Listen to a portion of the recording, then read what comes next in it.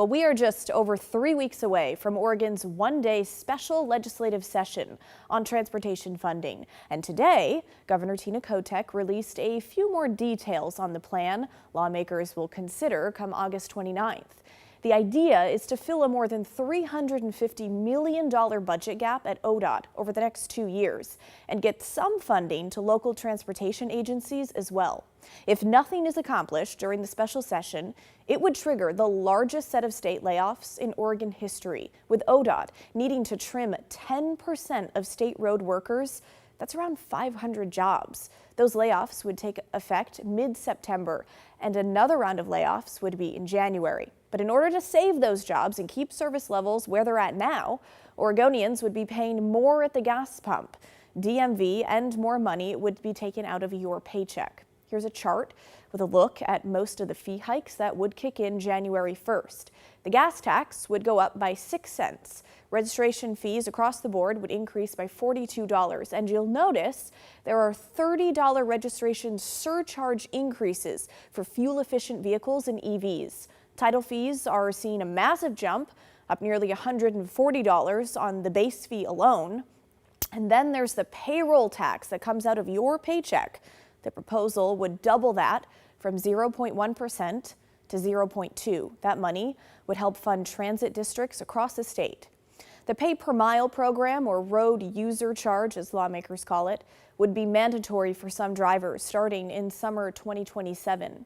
Existing electric vehicles would be first that summer, then new EVs in January of 2028. And then in the summer of 28, hybrid and plug-in hybrids would have to enroll in the program, which is meant to supplement gas tax revenues since EVs don't pay gas taxes.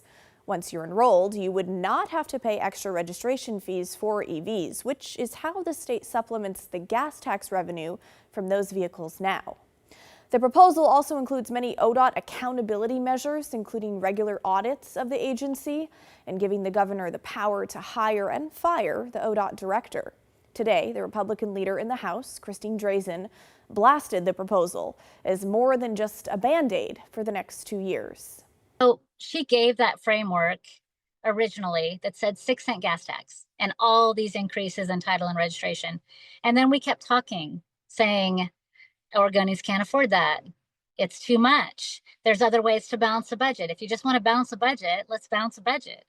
And so she's portraying this like it's just this modest, kind of a Band-Aid, near-term solution to some challenges. That is not this proposal. And they keep giving us this false choice. Like, hey, if you want to keep these jobs, you got to raise these taxes. It is a false choice. We can do both. It's possible. We keep showing them new ways to do it when they don't like the one suggestion. We keep looking, we keep digging, we find new ways for them to cover these jobs. And at some point, they have got to listen to Oregonians and recognize they don't want these taxes and they can't afford them. Representative Drazen is also unhappy that the governor called the special session to be on the Friday of Labor Day weekend, when she says families won't be paying much attention as they gear up for the start of school or take one last camping trip. She also told us last she heard from the House Speaker, Democrat Julie Fahey, there is not a plan to hold a public hearing on this proposal during the special session. Drazen says if it stays that way, she is not ruling out a GOP walkout. So that's another aspect to keep an eye on as we get closer to August 29th. If all Democrats vote together, no Republican votes are needed to pass the bill because the Dems have a supermajority in both chambers. But Democrats alone do not have the numbers for a quorum in both chambers, which is required for any work to be done.